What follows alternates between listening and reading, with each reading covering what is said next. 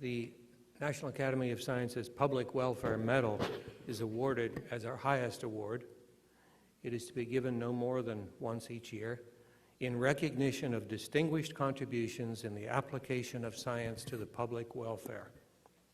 The 2013 Public Welfare Medal is awarded to William H. Gates III and Melinda French Gates of the Bill and Melinda Gates Foundation.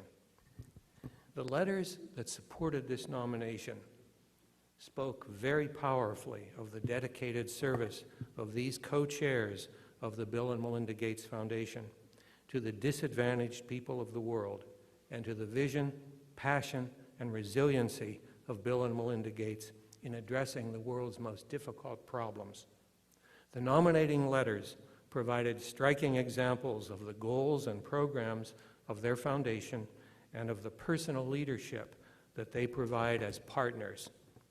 For example, AIDS vaccine research was re-energized by their involvement, as was vaccine development for diseases that impact the poor and efforts to combat pneumonia and tuberculosis.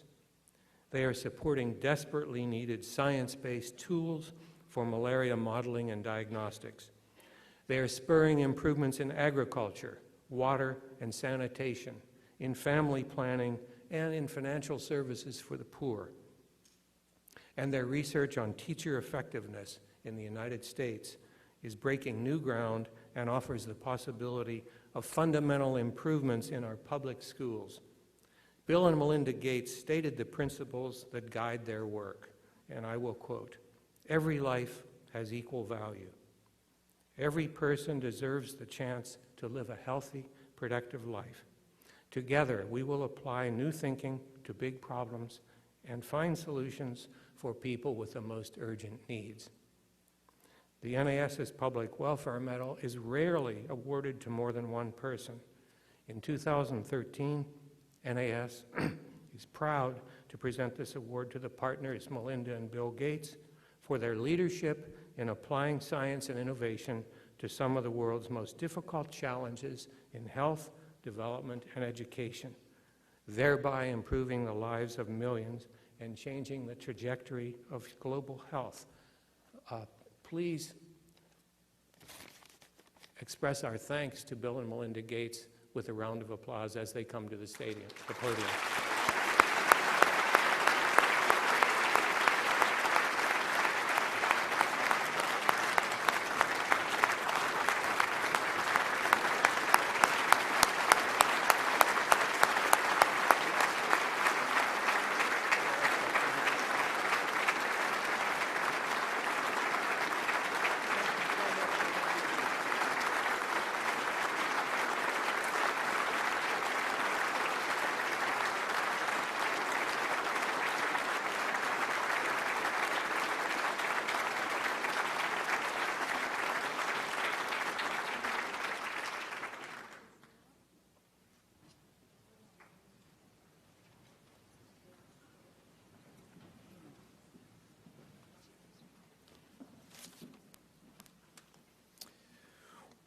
Well, thank you.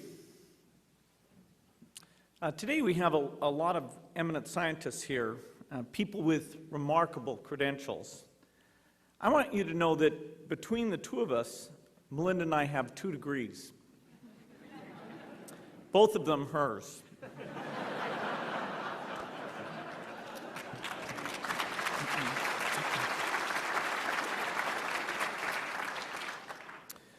Melinda and I strongly believe that the advance of human welfare is tied to the progress of science. We built our foundation on this belief. That's why it's so gratifying for us to receive the Public Welfare Medal at the 150th annual meeting of the National Academy of Sciences. The award is especially humbling in light of the past winners who have shaped and inspired our work. John D. Rockefeller, Norman Borlaug, D.A. Henderson, and Bill Fahey, who along with D.A. Henderson is one of the scientists who led the eradication of smallpox. In fact, Bill Fahey has been a key advisor to us throughout the history of our foundation. I still talk to him and read his remarks to remind myself what public health is all about. So with deep gratitude to those who've guided us, we accept this award on behalf of everyone who's using the power of science to save and improve human lives. In the early 1990s, Melinda and I traveled to Africa. We met with energetic young students and enterprising business people. We saw key elements of a prosperous society, but we also saw appalling poverty and disease. Farmers were working hard, but could not grow enough to get a good harvest. Children were dying from diseases that we had long ago cured in this country. So it was a moment of insight for us. We saw that many life-saving, life-enhancing discoveries were not shared widely in the world. And that deeply upset us. It didn't fit our belief that science is for everyone and that the whole world should benefit from innovation. So it was there that the focus of our philanthropy took shape. We'd long believed that every life has equal value, and we both believe that everyone deserves an equal chance to live a healthy and productive life. So in Africa, we begin to see in a concrete way how the power of science could help close the gap and make this happen by directing science towards the problems of the poorest. Poverty has been with us forever, but the advances of science have not been with us forever. And that's why the future can be different from the past. In the year I was born, over 25% of children under 5 died, over 20 million per year. Last year, that number was 6.9 million, less than 6%. So over the past 13 years, driven in part by having clear Millennium Development Goals, the world has cut extreme poverty in half.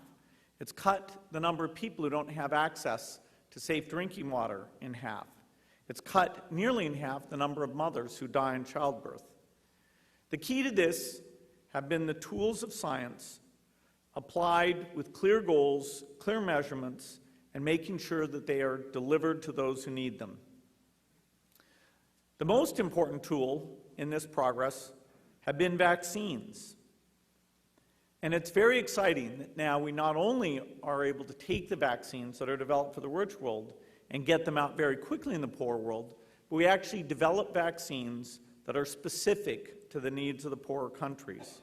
For example, a special meningitis A vaccine was developed for Africa, and it's been given to over 12 million people in a large region, and in those areas, there have been no more cases of meningitis. And so the poor can be the ones who benefit the most from science if we set the right goals.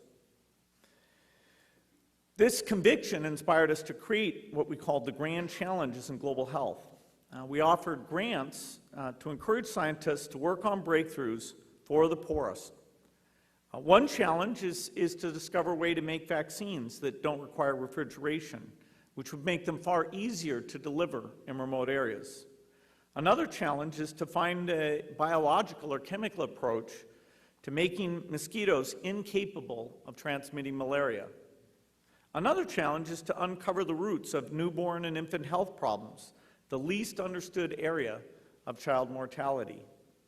The passion and genius of the scientists pursuing the grand challenges makes me optimistic about the future.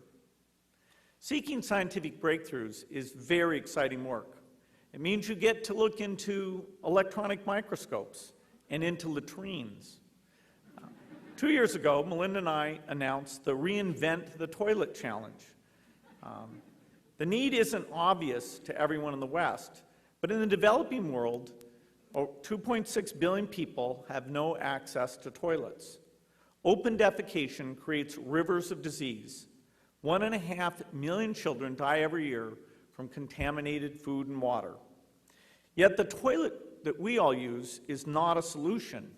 It requires sewage networks, water treatment plants, huge volumes of water, and energy that's unaffordable in much of the world. So we issued a call to design a toilet that destroys human waste by converting it into water, clean water or electricity, requiring no connection to water or electrical lines and costing less than a nickel a day per person. This is something that would make a huge difference. We had 14 universities come up with strong designs, and the top prize was won by the California Institute of Technology. Their prototype uses solar energy to trigger an electrochemical process that activates the chlorine in the urine. This chlorine then breaks down the solid products and generates hydrogen and electricity. We believe that by taking this design and some of the features from others, we will be able to come up with a reinvented toilet. So I think this is a vivid example of science with a practical purpose. It's amazing how many fields of science can help the poor. Material sciences can help solve the toilet challenge. Genetics can generate high-yield crops. Energy research can provide the poor with cheap energy that can also help mitigate climate change, which will have the biggest effect on the people who've done the least to cause it. Melinda and I call ourselves impatient optimists. Our impatience comes from seeing so much unnecessary suffering. Our optimism comes from the advances in science that are possible. We're on the eve of a new age in scientific opportunity, driven by new ways of collaboration, ubiquitous computing, big data, and genomics. The prospects for solving the oldest human problems have never been greater. Yet science, which is the source of our solutions, is still underfunded, and science for the poor is especially underfunded. No matter what fiscal challenges we face, we can't afford to back off on our funding of scientific research. We should increase it. Science is central to achieving the ambitions we all share for ourselves and for the world.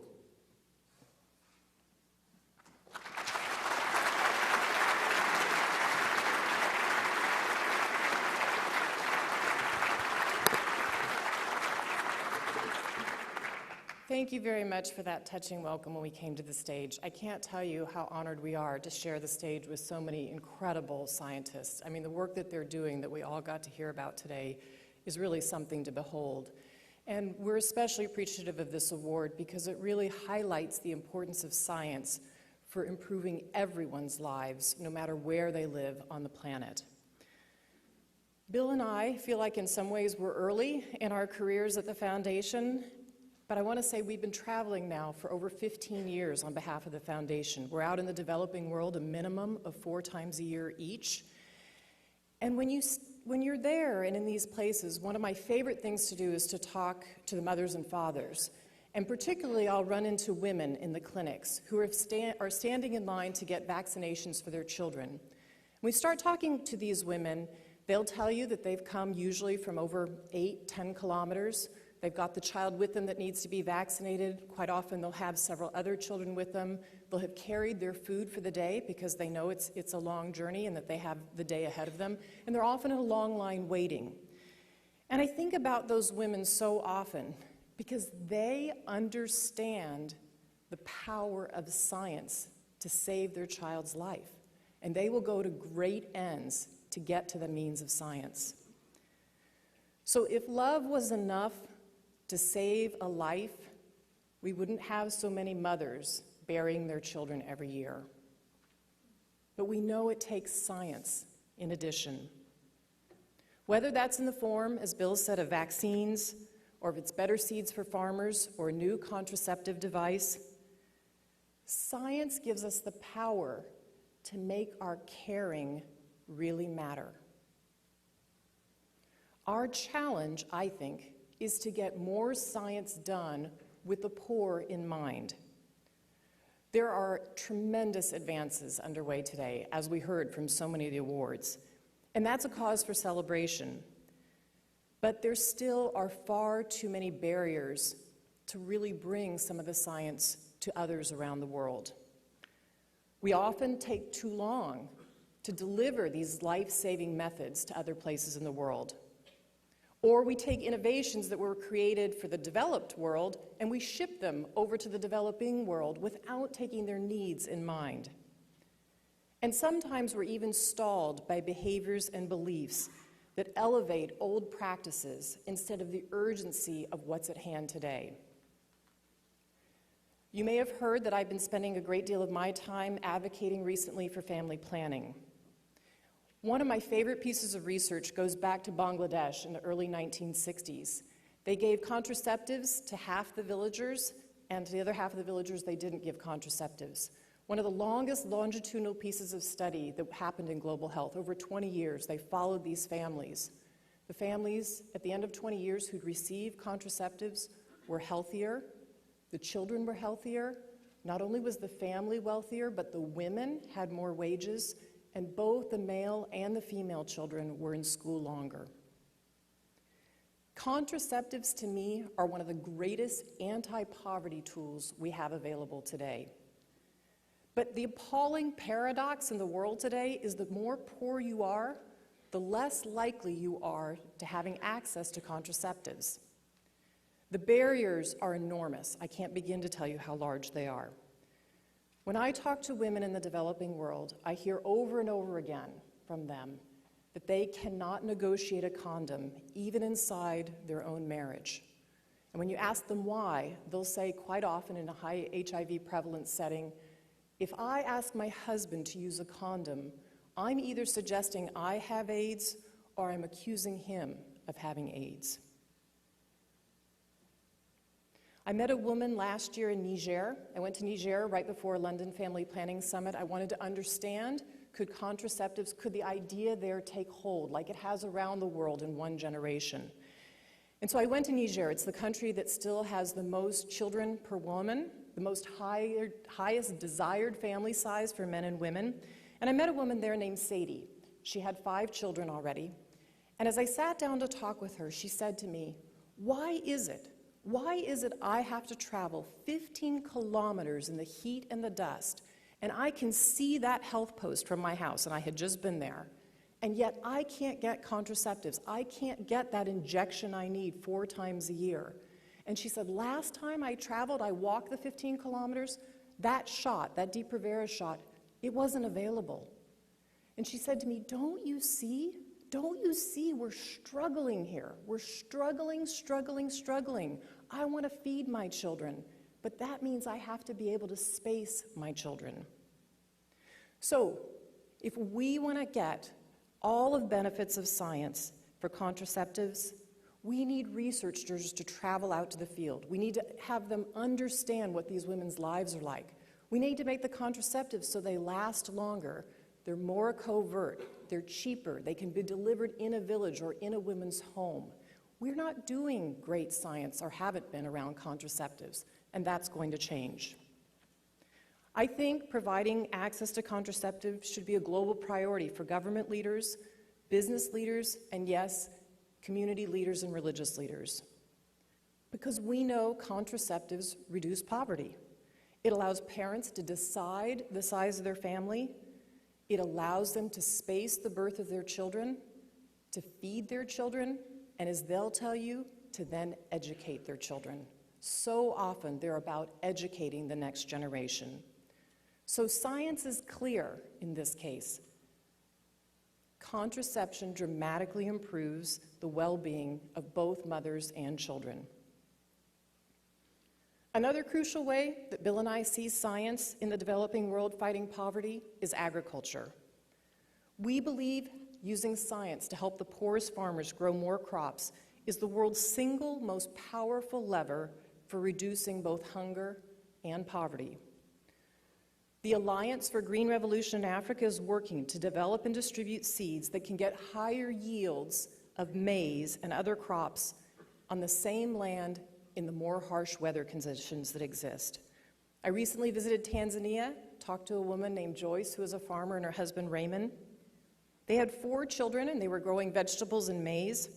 They planted their harvest on less than a hectare of land, which is a traditional size for a farm in Africa. And Joyce is now planting a seed that was bred to tolerate pests and drought. Prior year's weather, when you talked to her, had devastated her vegetable crop. But she'd gotten 3 times the yield of her maize crop with this new seed variety. And she was not only feeding her family and bridging what they call the hunger season in Africa, but she was putting crop on the market and had means in her family that she didn't have before. And when I asked her, what are you going to do with this extra income that you've got? She looked at me like I didn't know anything about her life. And she said, of course, I'm going to educate my kids. I'm going to put my kids in school full time. So that's what a harvest looks like when a farmer gets better seeds. And we're trying to help with that more by having a whole host of African researchers on the continent in Africa. That's why we invest with people like USAID to a group called AWARD, which is the African Women in Agriculture Research and Development, which sends more African women scientists to school so they can do research on improving the tools that can make better seeds and more abundant harvests for farmers in Africa. Climate change is already intensifying the need for the science around better farming. Either farmers are going to get the benefit of these new seeds that will increase their yields in these harsh conditions, or poor countries are going to face declining yields and growing population. Farmers should have the choice to decide which seeds they want to use on their farm. Whether those are seeds developed by a traditional approach, breeding approach, or seeds bred through biotechnology. They've got to decide for themselves. And yes, there'll be a spirited debate over what is best for farmers and for the environment, and that's good. But the debate needs to be guided by science. The stakes are too high to allow anything else. This is not just a matter of sustaining the environment. This is a matter of sustaining human beings. So the future can be fantastic if we use the full power of science to improve the lives of the poor. Making case for science, whether it's vaccines or seeds or contraceptives, they lead us to intimate places in people's lives. It can lead us into political storms, and it does, and it leads us out of our comfort zones. But we have a duty to the people who have no comfort zones. We have a duty to the people who have no voice in this system. We have an obligation to them and to their families to expand the reach of life-saving science. So we thank you, all of you in this room and you on stage, to dedicating your lives to cutting-edge science. Bill and I are lucky enough to see in people's faces around the world the difference that science makes. We're touched by your work. On behalf of all of them and the 150 years of service of this organization, we say thank you.